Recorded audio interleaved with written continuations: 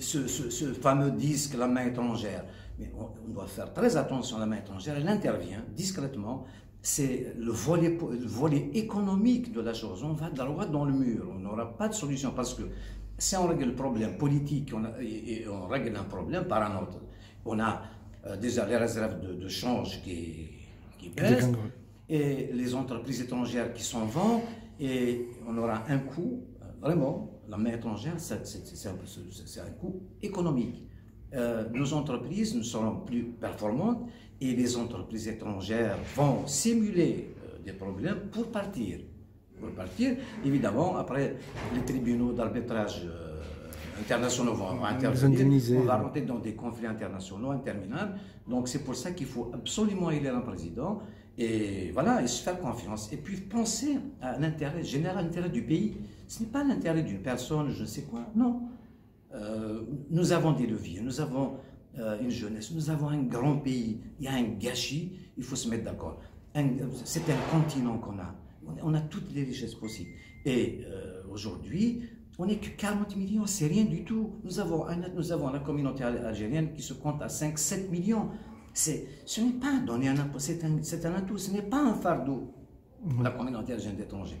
Donc, franchement, moi j'ai de l'espoir, à condition de se mettre d'accord, se mettre autour d'une table. On ne demande pas plus. Moi, j'ai mon avis, j'écouterai l'avis des autres et la majorité l'emportera. Il faut absolument passer par ce dialogue rapidement et élire un président rapidement. Moi, personnellement, je veux bien qu'il y ait des élections début septembre, jusqu'à la fin de l'année, c'est tenable. Justement, comment voyez-vous la suite?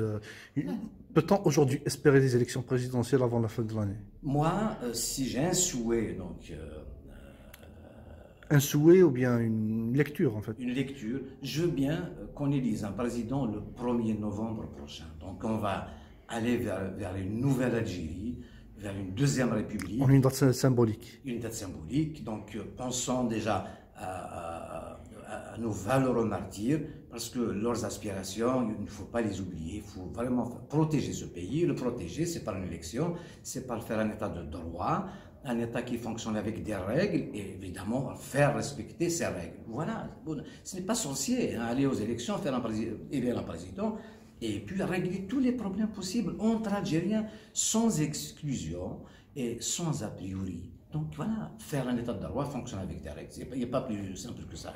Il n'est pas demandé d'être sorcier pour aller vers une élection. Comment? Eh bien, on va s'accorder du comment voter, quand, la date et tout ça. Donc, tout cela lors du dialogue. Voilà, la clé, c'est le dialogue et l'élection. Très bien. Gued Sahel a aussi parlé de concessions réciproques.